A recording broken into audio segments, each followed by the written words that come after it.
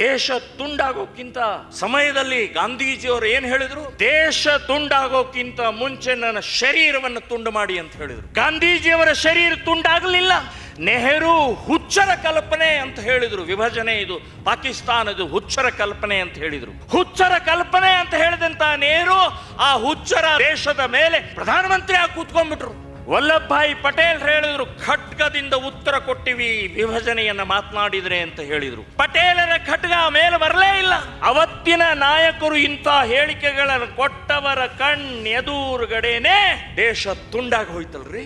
ಹಸು ಕಟುಕರು ತಗೊಂಡು ಹೋಗ್ತಾ ಇದ್ದಾರೆ ಅಂತ ಗೊತ್ತಾದ ತಕ್ಷಣ ಇಮ್ಮಿಡಿಯೇಟ್ ನಾವು ಆಕ್ಟಿವ್ ಆಗ್ತೀವಿ. ಯಾವ ಬಿಜೆಪಿಯವರು ಒಂದು ಹೆಣ್ಣು ಮಕ್ಕಳನ್ನು ಉಳಿಸಿಲ್ಲ. ಇವರು ಜನಸಂಘ ಪ್ರಾರಂಭ ಆಗಿದ್ದೆ ಹಿಂದುತ್ವಗೋಸ್ಕರ, ಹಿಂದೂಗಳ ಸುರಕ್ಷತೆಗೋಸ್ಕರ, ಹಿಂದೂಗಳ ರಕ್ಷಣೆಗೋಸ್ಕರ. ಹಿಂದೂಗಳನ್ನ ಹೇಡಿಗಳನ್ನಾಗಿ ನಿರ್ಮಾಣ ಮಾಡಿದ್ರಿ ನೀವು. ಮತ್ತೆ ಇವತ್ತು ಛತ್ರಪತಿ ಮನೆಯಲ್ಲೇ ಹುಟ್ಟಬೇಕಾಗಿದೆ, ಮತ್ತೆ ರಾಣಾ ಪ್ರತಾಪ್ ಹುಟ್ಟಬೇಕಾಗಿದೆ, ಮತ್ತೆ ಚಂದ್ರಶೇಖರ್ ಆಜಾದ್ ಹುಟ್ಟಬೇಕಾಗಿದೆ, ಮತ್ತೆ ಭಗತ್ ಸಿಂಗ್ ಹುಟ್ಟಬೇಕಾಗಿದೆ, ಮತ್ತೆ ನಾಥೂರಾಮ್ ಗೋಡ್ಸೆ ಮನೆಯಲ್ಲೇ ಬರಬೇಕಾಗಿದೆ ಅಂತನ್ನುವಂಥದ್ದು ನಾನು ಹೇಳ್ತಾ ಇದ್ದೇನೆ. ಏನು, ಯಾಕೆ, ನಮ್ಮ ಅಸ್ತಿತ್ವವನ್ನು ಉಳಿಸೋಗೋಸ್ಕರ ನಾವು ಬಹಳ ಗಂಭೀರವಾಗಿ ಯೋಚನೆ ಮಾಡಬೇಕಾಗಿದೆ. ಇವರಿಬ್ಬರಿಗೂ ನಾನು ಬಹಳ ಸಲ್ಯೂಟ್ ಹೊಡಿತಾ ಇದ್ದೀನಿ, ಬಹಳ ಅಭಿನಂದನೆಗಳನ್ನು ಹೇಳ್ತಾ ಇದ್ದೀನಿ. ಇವತ್ತು ಈ ರೀತಿಯ ಪುಸ್ತಕದ ಸರೆಮಾಲೆಯನ್ನು ಸಂಶೋಧನೆ ಮೂಲಕ ನನಗೊಂದು ಪುಸ್ತಕ ಕೊಟ್ಟರು ಹರೀಶ್ ಅವರು, ಈಗ ಸುಭಾಷ್ ಚಂದ್ರ ಬೋಸ್ ಅವ್ರ ಬಗ್ಗೆ. ಅವರು ಅದನ್ನು ಎಷ್ಟು ಅಧ್ಯಯನ, ಎಷ್ಟು ರೀತಿಯ ದೇಶಗಳಿಗೆ, ಎಷ್ಟು ಪುಸ್ತಕಗಳನ್ನು ಓದಿದರೆ ನಮಗೆ ತಲೆ ದಿಮ್ಮನುತ್ತೆ. ಸೊ ಇಂಥ ಒಂದು ಅಗಾಧವಾದಂಥ ಕಾರ್ಯ ಮಾಡುವಂಥವರಿಗೆ ನಾವು ಪ್ರತಿಯೊಬ್ಬ ವ್ಯಕ್ತಿ ಸಪೋರ್ಟ್, ಬೆಂಬಲ, ಸಹಕಾರ ಎಲ್ಲ ರೀತಿ ತನು ಮನ ಧನದಿಂದ ಕೊಡಬೇಕು ಅಂತನ್ನುವಂಥದ್ದು ನಾನು ಹೇಳ್ತಾ ಇದ್ದೇನೆ ನಿಮಗೆ. ನಮ್ಮ ಮನೆಯಲ್ಲಿ ಸತ್ಯನಾರಾಯಣ ಪೂಜೆ ನಿಲ್ಲಿಸಿ, ನಮ್ಮ ಮನೆಯಲ್ಲಿ ಮಗುವಿನ ಜನ್ಮದಿನ ನಿಲ್ಲಿಸಿ, ಅದಕ್ಕೆ ಆಗುವಂಥ ಹಣವನ್ನ ಈ ಸಾಹಿತ್ಯ ಕ್ಷೇತ್ರಕ್ಕೆ ಕೊಡಿ. ನಿಮ್ಮ ಮಕ್ಕಳನ್ನ, ನಿಮ್ಮ ಭವಿಷ್ಯವನ್ನು ಉಳಿಸುವಂಥ ಕಾರ್ಯವನ್ನ ಈ ಪುಸ್ತಕದ ಮೂಲಕ ಮಾಡ್ತಾರೆ ಅಂತನ್ನುವಂಥದ್ದು ನಾನು ಹೇಳ್ತೀನಿ. ನಾನು ಇಲ್ಲಿವರೆಗೆ ಹೇಳ್ತಾ ಇದ್ದೆ, ಕೊನೆಯ ಭಾಷಣದಲ್ಲಿ ಹೇಳ್ತಾ ಇದ್ದೆ, ಎಲ್ಲ ಹಿಂದೂ ಸಂಘಟನೆಗಳಿಗೆ ಸಹಕಾರ ಕೊಡಿ ತನು ಮನ ಧನದಿಂದ. ಇವತ್ತಿನಿಂದ ಇನ್ನೊಂದು ಜೋಡಣೆ ಮಾಡ್ತೀನಿ, ಈ ಸಮೃದ್ಧಿ ಸಾಹಿತ್ಯ ಪ್ರಕಾಶನದವರಿಗೆ ಪೂರ್ಣ ಪ್ರಮಾಣದಲ್ಲಿ ಸಹಕಾರ ಕೊಡಿ ಅಂತನ್ನುವಂಥದ್ದು ಇನ್ನೊಂದೂ ಸೇರಿಸ್ತೀನಿ ನಾನು. ಯಾಕೆ? ಒಬ್ಬ ಸಂಘಟಕ, ಹಿಂದೂ ಸಂಘಟಕ, ನಮಗೆ ಯಾವುದಾದ್ರೂ ಒಂದು ಹಸು ಕಟುಕರು ತಗೊಂಡು ಹೋಗ್ತಾ ಇದ್ದಾರೆ ಅಂತ ಗೊತ್ತಾದ ತಕ್ಷಣ ಇಮ್ಮಿಡಿಯೇಟ್ ನಾವು ಆಕ್ಟಿವ್ ಆಗ್ತೀವಿ. ಆ ಹಸುವನ್ನು ಉಳಿಸೋವರೆಗೆ ಬಿಡುವುದಿಲ್ಲ. ನಮಗೆ ಲಾಠಿ, ನಮಗೆ ಕೇಸು, ನಮಗೆ ಸಂಘರ್ಷ ಎಲ್ಲ ಆಗುತ್ತೆ, ನಮಗೆ ಗೊತ್ತು ನಮಗೆ. ಆದರೆ ಒಂದೇ ಒಂದು ಹಸುವನ್ನು ಕಟುಕರ ಕಡೆಗೆ ತಲುಪಿಸುವಂಥ ಪ್ರಕ್ರಿಯೆ ನಮ್ಮ ಕಣ್ಣಿಗೆ ಬಿದ್ದಿದ್ದನ್ನು, ಕಾಣಿದ್ದನ್ನು ನಾವಂತೂ ಅದನ್ನು ಕಟುಕರ ಕಡೆಗೆ ಕೊಡೋದಿಲ್ಲ, ಬಿಡುವುದಿಲ್ಲ ನಾವು. ಒಂದು ಹುಡುಗಿ ಮುಸ್ಲಿಮರ ಜೊತೆಗೆ ಲವ್ ಜಿಹಾದ್ ಹಿನ್ನೆಲೆಯಲ್ಲಿ ಓಡಾಡ್ತಾ ಇದ್ದಾಳೆ ಅಂತ ಗೊತ್ತಾದ ತಕ್ಷಣವೇ ನಮ್ಮ ಹಿಂದೂ ಕಾರ್ಯಕರ್ತರು ಆಕ್ಟಿವ್ ಆಗಿಬಿಡ್ತಾರೆ. ಆ ಹುಡುಗಿ ಯಾರು, ಯಾವ ಜಾತಿಯವಳು, ಯಾವ ಹಳ್ಳಿಯವಳು, ಯಾವ ಪಕ್ಷದವಳು, ಯಾವ ಭಾಷೆಯವಳು ಏನೂ ಗೊತ್ತಿರೋದಿಲ್ಲ. ಆದರೆ ಮುಸ್ಲಿಮ್ ಜೊತೆಗೆ ಓಡಾಡ್ತಾ ಇದ್ದಾಳೆ, ಹಣೆ ಮೇಲೆ ಕುಂಕುಮ ಇದೆ, ಅದಕ್ಕೆ ಓಡಾಡ್ತಾ ಇದ್ದಾಳೆ ಗೊತ್ತಾದ ತಕ್ಷಣವೇ ನಾವು ಅದನ್ನು ಆ ಹುಡುಗಿನ ಮನೆಗೆ ಸೇರಿಸಿ ಬುದ್ಧಿವಾದ ಹೇಳುವಂಥ ಪ್ರಕ್ರಿಯೆಯನ್ನು ಮಾಡ್ತೀವಿ. ನಾವು ಮತಾಂತರ ಆಗ್ತಾ ಇದೆ, ಗೋಹತ್ಯೆ ಆಗ್ತಾ ಇದೆ, ಇಂಥವೇನ ಅನೇಕ ಕಾರ್ಯಗಳನ್ನು ನಾವು ಬಿಡಿಸ್ತೇವೆ. ಅದಕ್ಕೆ ಹಿಂದೂ ಸಂಘಟನೆಗಳಿಗೆ ಬಲ ತುಂಬಿ ಅಂತನ್ನುವಂಥದ್ದು ನಾವು ಯಾಕೆ ಹೇಳ್ತಾ ಇದ್ದೀವಿ? ಈ ಕಾರಣದಿಂದ. ಯಾವ BJPಯವರು ಎಂದೂ ಒಂದು ಆಕಳನ್ನು, ಒಂದು ಹಸುವನ್ನು ಹಿಡಿದಿಲ್ಲ. ಅವರು ಯಾವ BJPಯವರು ಒಂದು ಹೆಣ್ಣು ಮಕ್ಕಳನ್ನು ಉಳಿಸಿಲ್ಲ. ಇವರು ನೇಹಾ ಹಿರೇಮಠ್ ಅನ್ನುವಂಥ ಹುಬ್ಬಳ್ಳಿಯಲ್ಲ ಒಂದು ಹುಡುಗಿ 27 ಬಾರಿ ಚಾಕು ಹಾಕ್ತಾನೆ, ಹಾಡು ಹಗಲೇ. ಸತ್ತ ನಂತರ ಇಲೆಕ್ಷನ್ ಇದ್ದಿದ್ದರಿಂದ ಅಮಿತ್ ಶಾ ಕೂಡ ಆ ಹಿರೇಮಠರ ಮನೆಗೆ ಬಂದು ಹೋಗ್ತಾರೆ. ಆಮೇಲೆ ನಮ್ಮ ಅಲ್ಲಿಯ ಕಾರ್ಯಕರ್ತರು ಇವತ್ತಿನ ತನಕ ನಾವು ನೂರಾರು ಹುಡುಗಿಯರ ಸಂಬಂಧಪಟ್ಟಾಗೆ ಪೊಲೀಸ್ ಸ್ಟೇಷನ್ದಲ್ಲಿ ಕೂತ್ಕೊಂಡು ಅಲ್ಲಿಯ MLA, ಅಲ್ಲಿಯ ಕಾರ್ಪೊರೇಟರ್, ಅಲ್ಲಿಯ MP ಫೋನ್ ಮಾಡಿದರೆ ಫೋನ್ ಎತ್ತುವುದಿಲ್ಲ ರೀ. ಇಲೆಕ್ಷನ್ ಇಲ್ಲ. ಇಂಥ ನೀಚ ನಿರ್ಲಜ್ಜರಿದ್ದಾರೆ ಇವತ್ತು. ನಮಗೆ ಸಿಟ್ಟು ಬರ್ತಾರೆ. ಈಗಾಗಲೇ ಅವರು ಹೇಳಿದರು,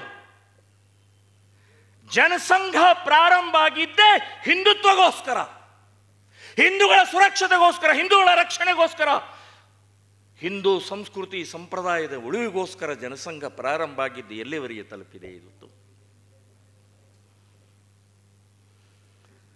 ಸೊ ಇವತ್ತಿನ ಪುಸ್ತಕದ ಬಿಡುಗಡೆ ಹಿನ್ನೆಲೆಯಲ್ಲಿ ನಾನು ಹೇಳ್ತಾ ಇರೋದು, ಮುಂದಿನ ಅವತ್ತಿನ ದಿನ ಏನು ಗೋಡ್ಸೆಯವರು, ನಾಥೂರಾಮ್ ಗೋಡ್ಸೆಯವರು ಯಾವ ಕಾರಣಕ್ಕಾಗಿ ಗಾಂಧೀಜಿ ಅನ್ನುವಂಥ ವ್ಯಕ್ತಿನಲ್ಲ, ವಿಚಾರಧಾರೆ, ಎಂಥ ವಿಚಾರಧಾರೆ ಎಲ್ಲರಿಗೂ ಗೊತ್ತಿದೆ, ಸ್ಮರಣೆ ಮಾಡ್ಕೊಳ್ಳೋದಷ್ಟೇ.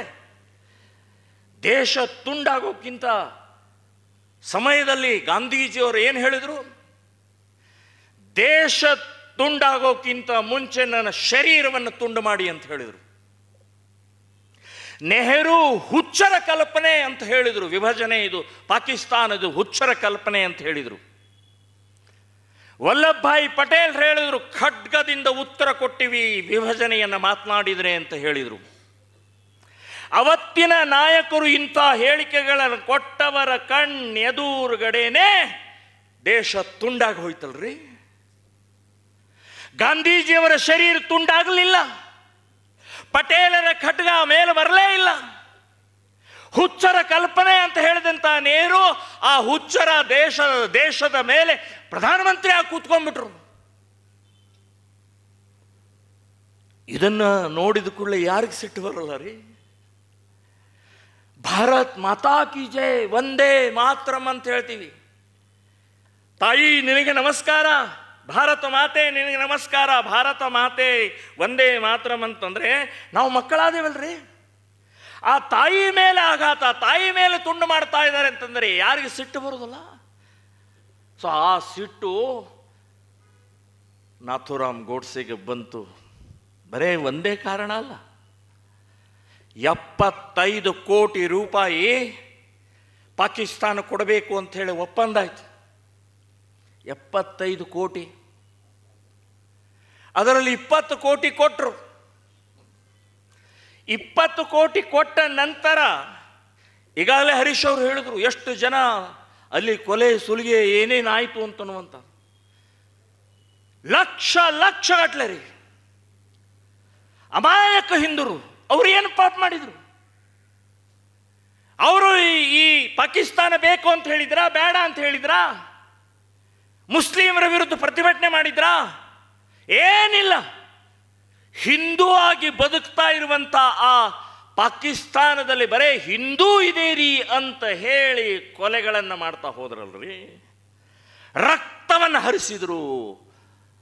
ಆ ಅಕ್ಕ ತಂಗಿಯರ ಚಿತ್ಕಾರ ಇವತ್ತೂ ನಮ್ಮ ಕಿವಿಯಲ್ಲಿ ಅಪ್ಪಳಿಸ್ತಾ ಇದೆ. ಗಾಂಧೀಜಿಯವರಿಗೆ ಕೇಳಿಸ್ಲಿಲ್ವಾ ಅದು? ನೆಹರು ಅವ್ರಿಗೆ ಕೇಳಿಸ್ಲಿಲ್ವಾ ಅದು? ಪಟೇಲ್ರಿಗೆ ಕೇಳಿಸ್ಲಿಲ್ವಾ ಅದು?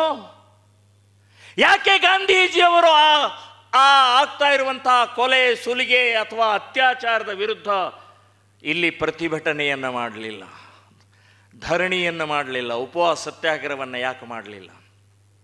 ನೌಖಾಲಿಗೆ ಹೋದ್ರು ನೀವು. ದೆಹಲಿಯ ಮೂಲೆಯಲ್ಲಿ ಇರುವಂತಹ ಮಸೀದಿ ಒಳಗಡೆ ಇರುವಂತಹ ಹಿಂದೂ ಸಂತ್ರಸ್ತರನ್ನು ನೀವು ಮಸೀದಿ ಒಳಗೆ ಇಡೋದು ಬೇಡ ಅಂತೇಳಿ ಹೊರಗೆ ಹಾಕಿದ್ರು ನೀವು. ಹಿಂದೂಗಳನ್ನು ಹೇಡಿಗಳನ್ನಾಗಿ ನಿರ್ಮಾಣ ಮಾಡಿದ್ರು ನೀವು. ಇದು ಯಾರಿಗೆ ಸಿಟ್ಟು ಬರಲ್ಲ ರೀ? ಅವತ್ತಿನ ದಿನ ಪ್ರಮೋದ್ ಮುತಾಲಿಕ್ ಏನಾದರೂ ಇದ್ದಿದ್ರೆ ನಾನು ಏನು ಮಾಡ್ತಿದ್ನೋ ಗೊತ್ತಿಲ್ಲ. ಸಿಟ್ಟು ಬರೋಲ್ಲರಿ? ನಮ್ಮ ತಾಯಿ ಭಾರತ ಮಾತೆ ಅಲ್ಲಿ ಅಮಾಯಕ ಹಿಂದೂಗಳ ಕೊಲೆ ಸುಲಿಗೆ ಅತ್ಯಾಚಾರ ನಡೀತಾ ಇರುವಂಥದ್ದು ಸಿಟ್ಟು ಬರೋಲ್ಲ?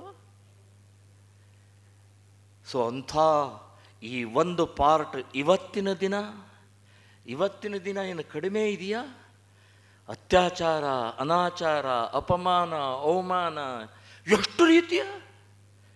ನಿನ್ನೆ ಮೊನ್ನೆ ರಾತ್ರಿ 5,000ಕ್ಕೂ ಹೆಚ್ಚು ಮುಸ್ಲಿಂ ಗುಂಡಾಗಳಿಂದ ದಾವಣಗೆರೆಯಲ್ಲಿ ನಮ್ಮ ಗಣೇಶೋತ್ಸವದ ಮೇಲೆ ಹಲ್ಲೆ ಮಾಡಿದರಲ್ಲ, 5,000ಕ್ಕೂ ಹೆಚ್ಚು.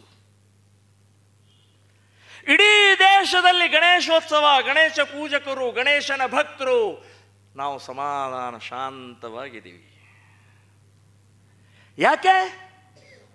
ಈ 78 ವರ್ಷದ ಇತಿಹಾಸ ಓದಿ ಓದಿ ಓದಿ ಓದಿ ನಿರ್ವೀರ್ಯ ಆಗಿಬಿಟ್ಟಿದ್ದೀವಿ, ಹೇಡಿಗಳಾಗ್ಬಿಟ್ಟಿದ್ದೀವಿ. ಆ ರೋಷ, ಆ ಸಿಟ್ಟು, ಆ ವೇದನೆ, ರಕ್ತ ಕುದಿತಾ ಇಲ್ಲ ನಮ್ಮಲ್ಲಿ. ಸೊ ಹಾಗಾಗಿ ಇವತ್ತಿನ ದಿನದಲ್ಲಿ ನಾಥೂರಾಮ್ ಗೋಡ್ಸೆ ಅತ್ಯಂತ ಪ್ರಸ್ತುತವಾಗಿದ್ದಾರೆ, ಅತ್ಯಂತ ಪ್ರಸ್ತುತವಾಗಿದ್ದಾರೆ. ಅಹಿಂಸಾ ಅಂತ ಹೇಳಿ ನಮ್ಮನ್ನು ಏನು ಮಾಡಿದರು, ಇನ್ನು ನಮ್ಮಲ್ಲಿ ಆ ರೋಷ ಬರಲೇಬೇಕು.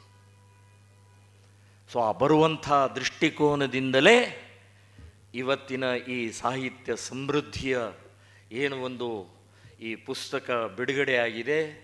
ನಿಜವಾಗಿಯೂ ಗ್ರೇಟ್ ಅಂತ ಹೇಳ್ತೀನಿ ನಾನು. ಕೊನೆಯದಾಗಿ ನಾನು ಒಂದು ಹೇಳಿ ಮುಗಿಸ್ತಾ ಇದ್ದೀನಿ. ಇಲ್ಲಿವರೆಗೆ ವಿಭಜನೆ ಆಯಿತು, ಇಲ್ಲಿವರೆಗೆ ಹಿಂದೂಗಳ ಮೇಲೆ ದೌರ್ಜನ್ಯ ಆಯಿತು, ಅಯೋಧ್ಯ ಆಯಿತು, ಕಾಶಿ ಬಂತು, ಮಥುರಾ ನಮ್ಮ ಚರ್ಚೆ ನಡೀತಾ ಇದೆ. ಸೊ ಇಂಥ ಸಮಯದಲ್ಲಿ ಟಿಪ್ಪು ಬಂದ, ಈಗ ಒಬ್ಬನ ಇನ್ನೊಬ್ಬ ಬಂದಿದ್ದಾನೆ. ಭಯಂಕರ ಭಯಾನಕ ರಾಕ್ಷಸ ಸ್ವರೂಪದ ಮಾನಸಿಕತೆ ಇವತ್ತು ನಮ್ಮ ದೇಶದಲ್ಲಿ ಮತ್ತೊಬ್ಬ ಬಂದಿದ್ದಾನೆ, ಜಾಗೃತನಾಗಿದ್ದಾನೆ, ಔರಂಗಜೇಬ್. ಒಪ್ಪನ್ನ ಬಹಿರಂಗವಾಗಿ ಇವತ್ತು ಹೇಳ್ಕೊಳ್ತಾ ಇದ್ದಾರೆ, ಔರಂಗಜೇಬ್ ಹಮಾರ ಹೀರೋ ಹೇ, ನಮ್ಮ ನಾಯಕ ಇದ್ದಾನೆ ಔರಂಗಜೇಬ್.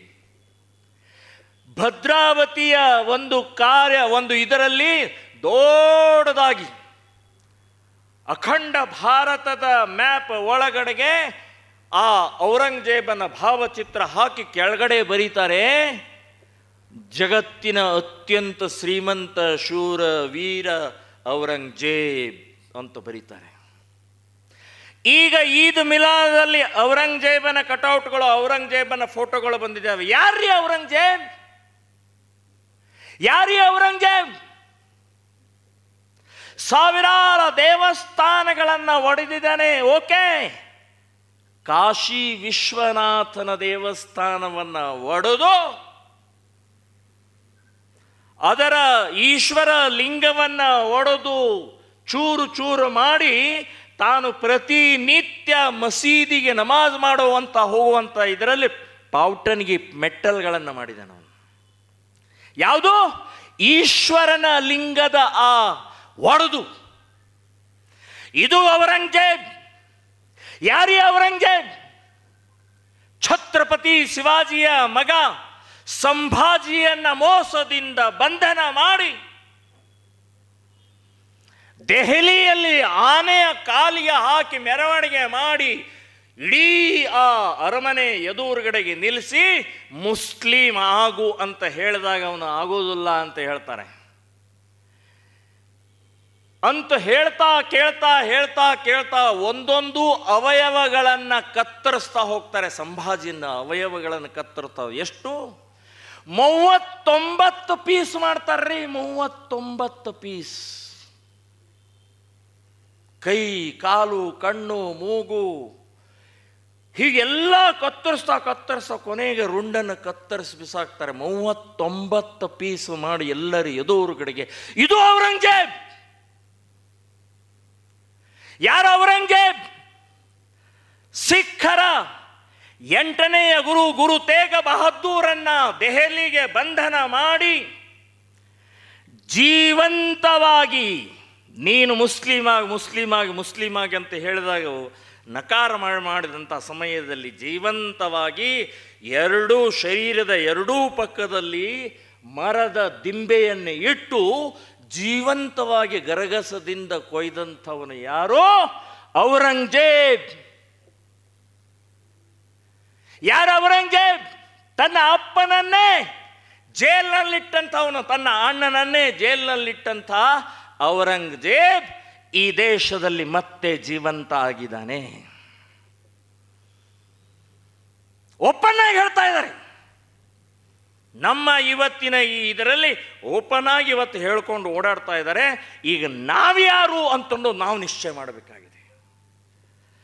ಮತ್ತೆ ಇವತ್ತು ಛತ್ರಪತಿ ಮನೆಯಲ್ಲೇ ಹುಟ್ಟಬೇಕಾಗಿದೆ, ಮತ್ತೆ ರಾಣಾ ಪ್ರತಾಪ್ ಹುಟ್ಟಬೇಕಾಗಿದೆ, ಮತ್ತೆ ಚಂದ್ರಶೇಖರ್ ಆಜಾದ್ ಹುಟ್ಟಬೇಕಾಗಿದೆ, ಮತ್ತೆ ಭಗತ್ ಸಿಂಗ್ ಹುಟ್ಟಬೇಕಾಗಿದೆ, ಮತ್ತೆ ನಾಥೂರಾಮ್ ಗೋಡ್ಸೆ ಮನೆಯಲ್ಲೇ ಬರಬೇಕಾಗಿದೆ ಅಂತನ್ನುವಂಥದ್ದು ನಾನು ಹೇಳ್ತಾ ಇದ್ದೇನೆ. ಇಲ್ಲಾದರೆ ಬದುಕೋದು ಕಷ್ಟ. ಮುಂದಿನ ಭವಿಷ್ಯ ಅಂಧಕಾರ ಇದೆ. ಅದನ್ನು ಪರಿವರ್ತನೆ ಮಾಡಬೇಕಾ? ಅದನ್ನು ತಡಿಬೇಕಾ? ಈಗಲಿಂದಲೇ ಕೆಲಸ ಮಾಡಬೇಕು. ಇವತ್ತಿನಿಂದ 10 ವರ್ಷ ಈ ದೇಶ, ಧರ್ಮ, ಸಂಸ್ಕೃತಿ, ಮಾನ ಮರ್ಯಾದೆ, ನಮ್ಮ ಅಕ್ಕ ತಂಗಿ, ಗುಡಿ ಗುಂಡಾರ, ಇದನ್ನು ಉಳಿಸೋ ಸಲುವಾಗಿ ನಾವು ಪ್ರತಿಯೊಬ್ಬರೂ ಯೋಚನೆ ಮಾಡಬೇಕು. ಬೇರೆ ಬೇರೆ ಸ್ವರೂಪದಲ್ಲಿ ನನ್ನ ಮನೆ, ನನ್ನ ಸಂಸಾರ, ನನ್ನ ಮಕ್ಕಳು, ನನ್ನ ಹೆಂಡತಿ, ನನ್ನ ವ್ಯಾಪಾರ, ನನ್ನ ವ್ಯವಹಾರ, ನನ್ನ ನಿವೃತ್ತ ಜೀವನದ ಜೊತೆಗೆ ನಾನು ಈ ದೇಶಕ್ಕೆ ಏನು ಮಾಡ್ತಾ ಇದ್ದೀನಿ ಅಂತ ಅನ್ನೋದು ಪ್ರತಿಯೊಬ್ಬ ವ್ಯಕ್ತಿ ಯೋಚನೆ ಮಾಡಿದಾಗ ಮಾತ್ರ ನಾಥೂರಾಮ್ ಗೋಡ್ಸೆಯ ಬಲಿದಾನ ಸಾರ್ಥಕ ಆಗತ್ತೆ ಅಂತನ್ನುವಂಥ ವಿಚಾರವನ್ನು ಹೇಳಿ ನನ್ನ ಮಾತನ್ನು ಮುಗಿಸ್ತಾ ಇದ್ದೀನಿ.